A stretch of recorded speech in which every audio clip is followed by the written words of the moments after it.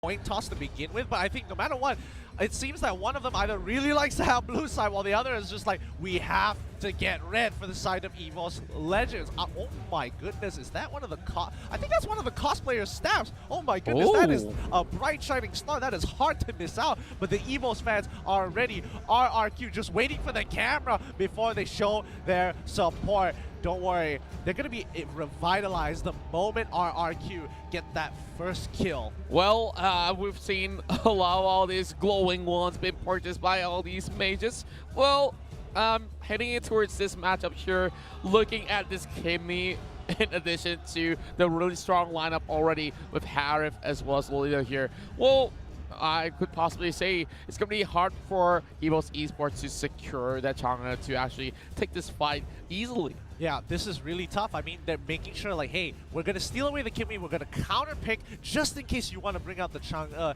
Now EVOS is in a tight spot.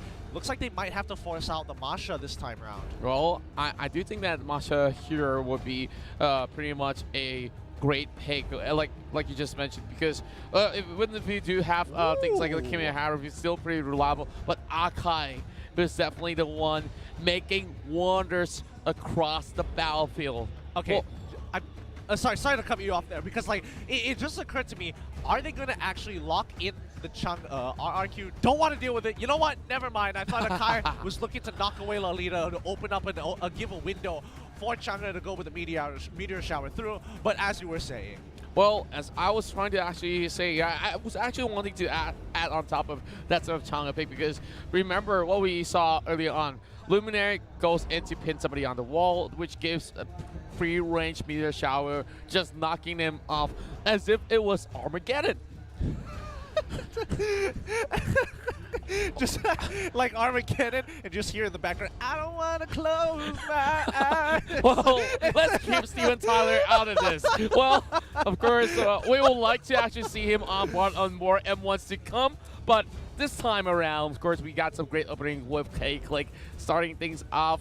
When we also have a lot of great cosplayers. Like you talk about all these staff, well, I do in fact know a few of them, and we also see Lolita as well as, I'm not too sure about Farsa. I don't think Farsa will be played out in the entirety of the Special 7, but who knows? Who knows? There just might be that sort of strategy where even back then, EVOS SG, the Singaporean counterparts of EVOS, actually pull off that mage to actually make it work, but not in this draft. I feel it's a little bit too risky, but Hell Couture is definitely one thing that you were looking forward to inside of Game 1, but now it's Game 3 where it's coming up online. And you know, Hellcurt is going to be that substitute for the marksman this time around, and that's kind of interesting because, you know, they know that Kimmy as well as Harith are going to be in those positions, and Hellcurt is like, all right, you don't have a super annoying like Granger who just death sonatas when it happens to kind of move through. Toriz, okay, you know what? You're sold. It's time for personal bias in there. You lock in Terizla, I'm going to support you no matter what. I'm a Terizla one trick, and no matter what, I want to see this go down. Sorry, one trick pony, but you got to hold your horses. Well, Hylos, I am holding my horse. Okay, let's stop right there.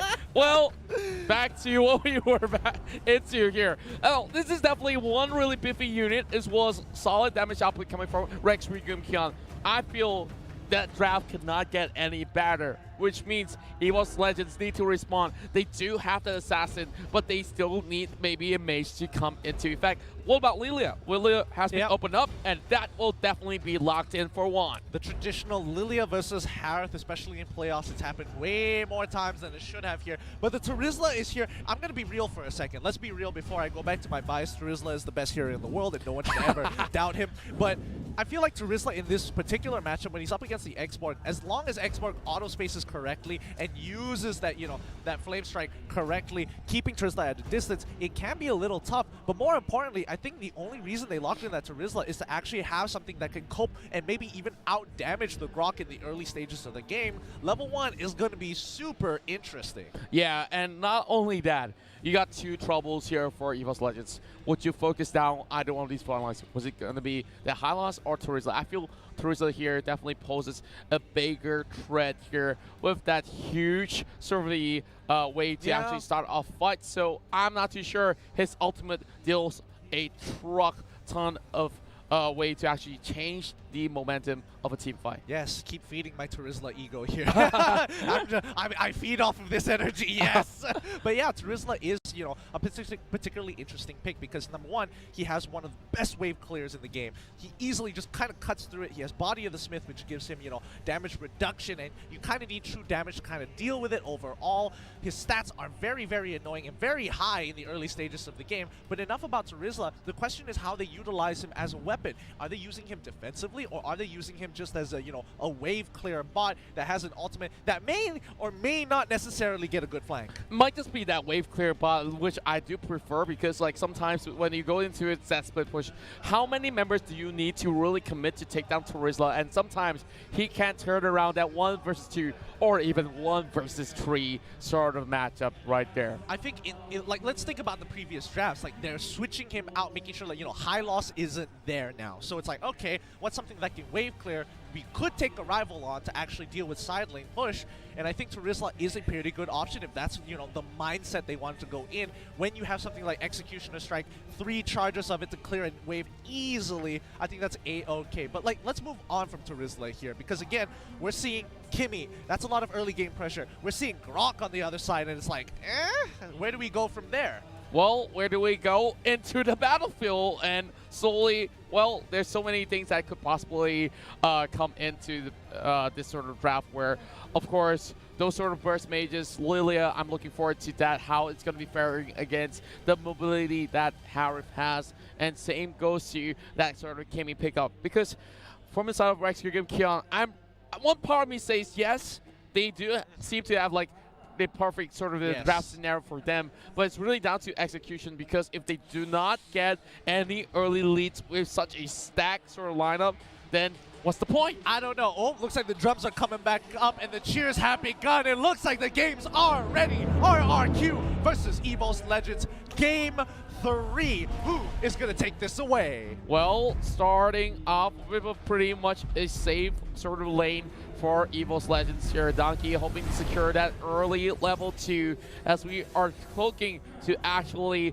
fight off against some of all these guys of RRQ Keon. Yeah, they're going to be trying to keep control as much as possible. RRQ kind of, you know, rotating about. Looks like the arrival is being used by Xborg here to make a difference, so he doesn't lose too much EXP, but it looks like both sides, they're unsure who wins the level 1. Yeah. Like, if they go in with the invade, like, it's going to be a bloodbath, but I don't think anybody's really going to win, and I think they're both giving each other the ample respect. Yeah, and this time around, of course, it seems like they really know that they're still going to be going all out towards the mid-game here, but oh my, Luminaire taking pretty much a huge blow, been a little bit way too late to secure that River of Crap, so that buff's definitely going over towards the favor of EVOS Legends. Now, Sin already going on that great clearing, and he himself is going to regenerate so much with that goal lead. And here it goes, he's going on to his aura, pop out that Viraga armor as he will be joined by Liam. Not really going to be able to actually secure all too much, but here comes Dark Knight Fall from the back as well. Here comes Liam as well as Sin, trying to back away as one. It will be the next one. Will be turning this with the sort of the Dark Void coming in as well. Now chasing over on Liam. They might be able to stop this one on the track.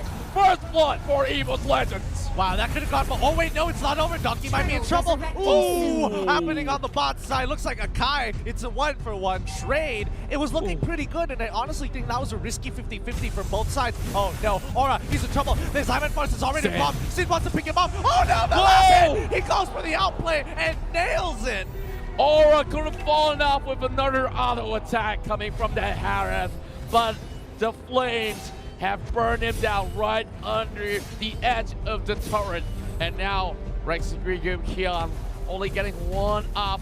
And look at Luminaire, is getting stuck here. And here comes Dark Knight Falls to actually buy him a little bit more space. Lumina's blast onto Luminaire, but there's not too much to do. Luminaire does not have his ult up as he's only level 4.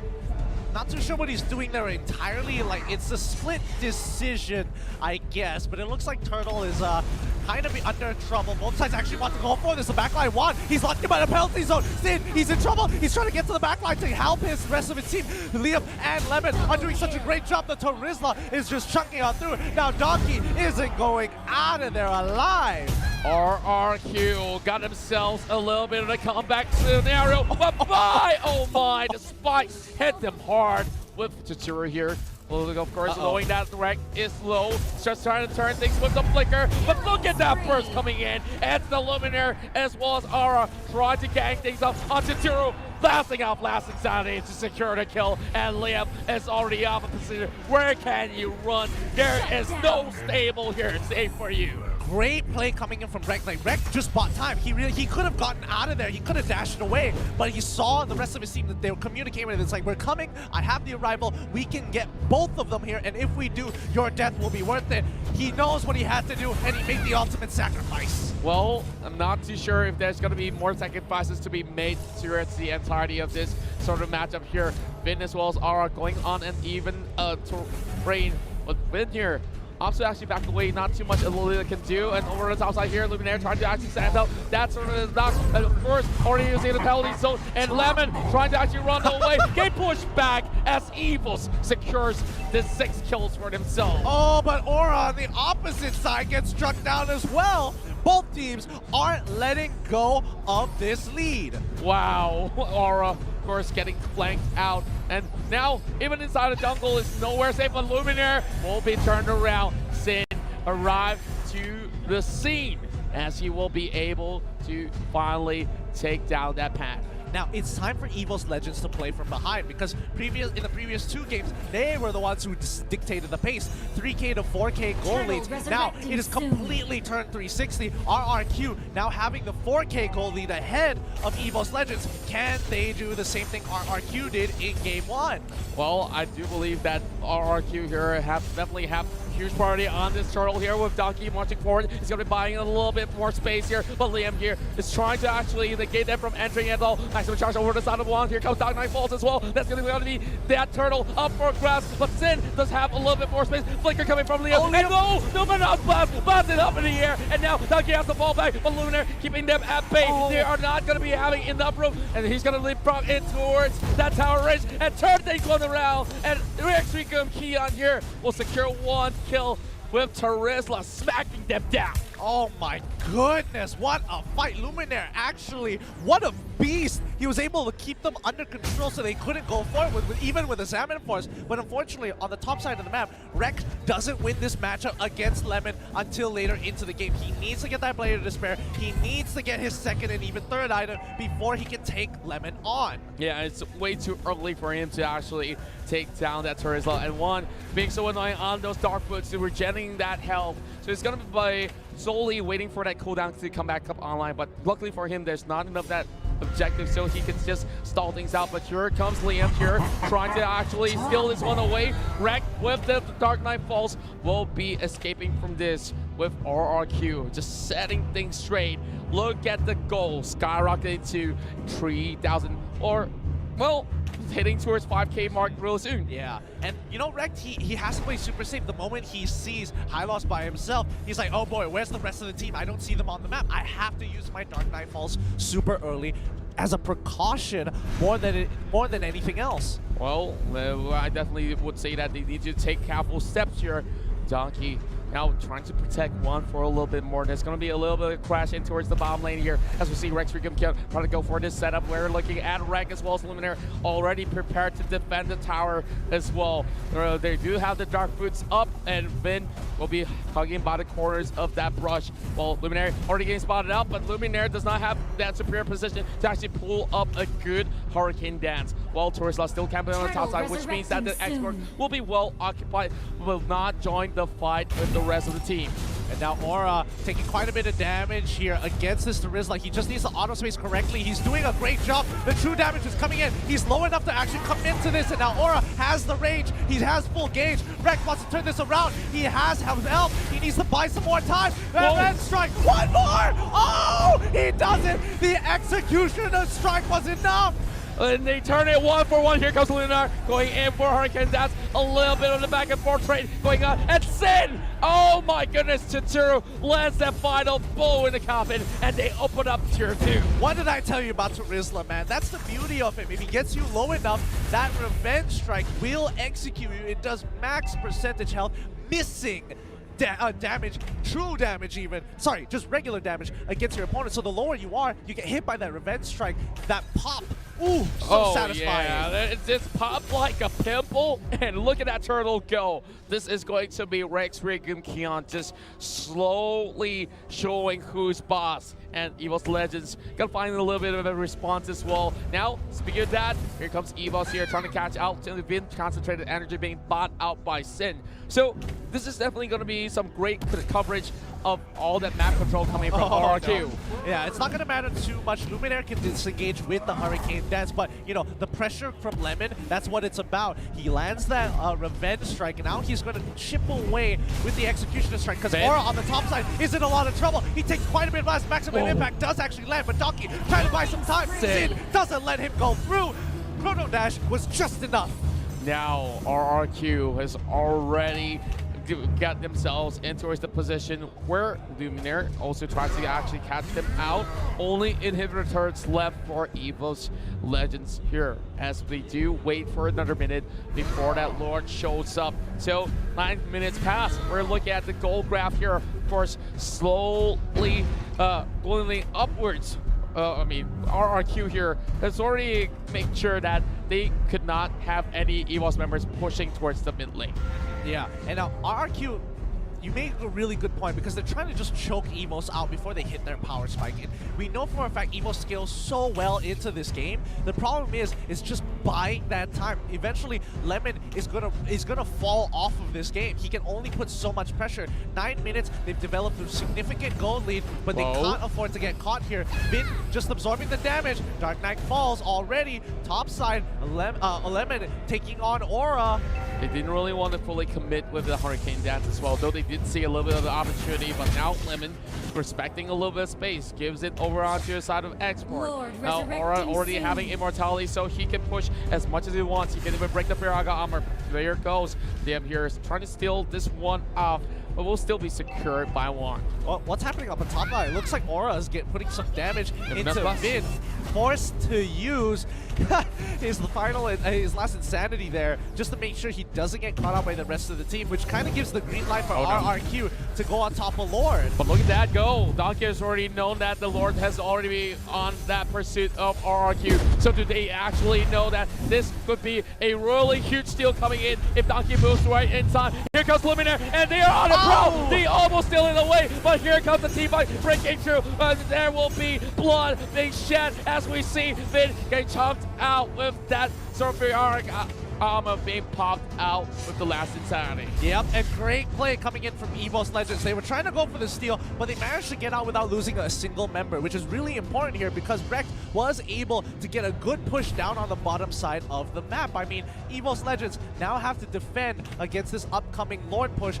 RRQ 9K ahead. We've seen this happen the other way around during Game 2. This lead might be a little bit too much for EVOS to handle. Well, it's kind of like what they actually delivered in game number 2 in that sort of sense, where EVOS Legends is just getting a little bit of taste of their own medicine of what they just did. And true enough, look at how they know. They did have that sort of same pick, which was the Kimmy. Of course, now we have Luminaire trying to go in for another setup right here. But is EVOS ready to actually take this fight? Because there is the Lord already marching for it, swinging the hammer upon Donkey here. Good setup.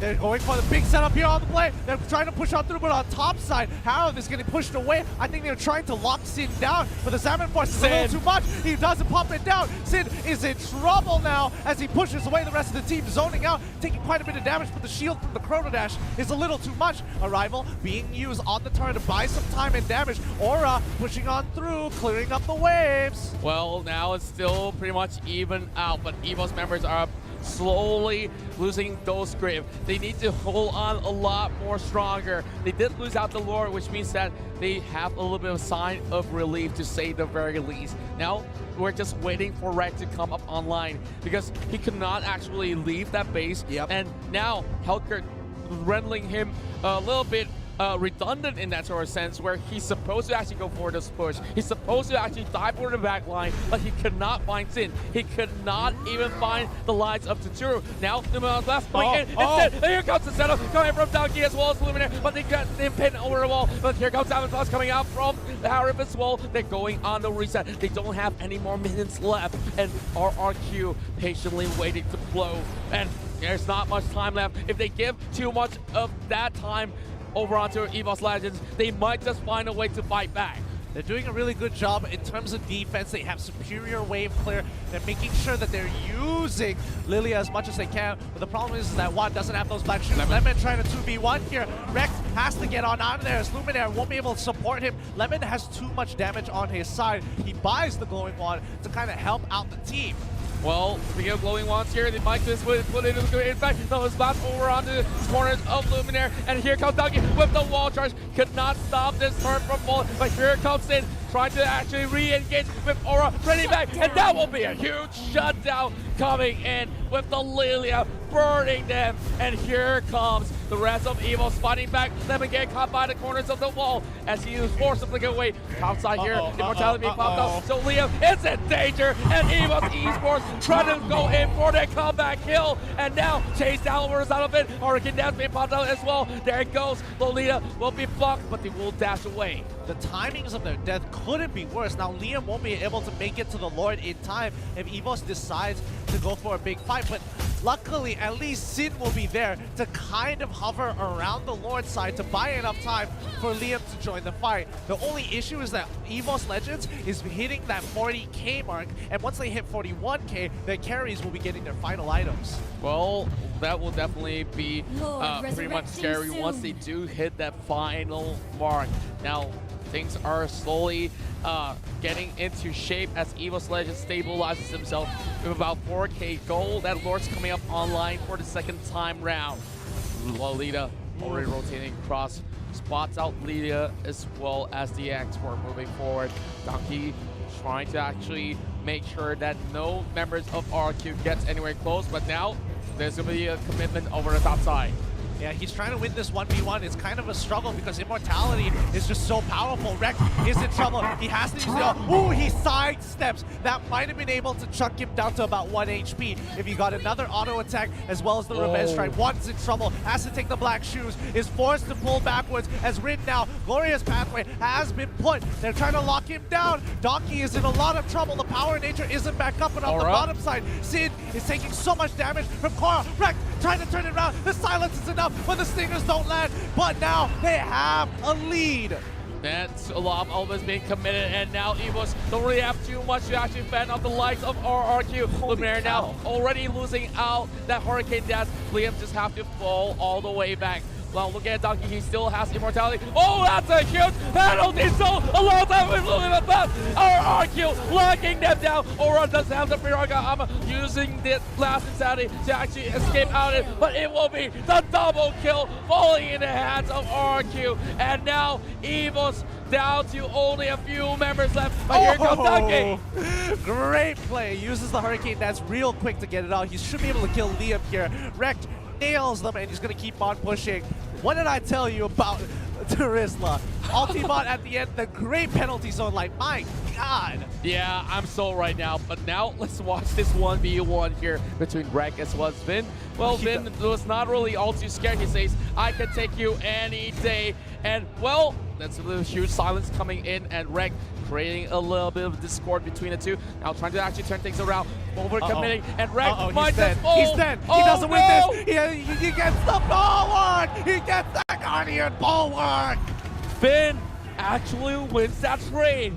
We talk about Lolita here, usually not really having a huge damage output, and this is where RRQ shows them how it's being done. Potion being purchased from the Kimmy. This now, is Aura This is unfortunate because now that he's down, the rest of the team needs to somehow figure out a way to defend Lord while still holding pressure. Lemon is on the top side of the map. He has a flag, but the rest of EVOS Legends can't really do too much to protect the Lord and give it over. They just have to. You don't have a choice. Well, they definitely don't have any more choice. Luminaire getting closer and closer, and that's last insanity. That is it! That is the biggest still in a lifetime! EVOS Legends, they might lose their life, but they have the Lord. They were baiting it out. This is it.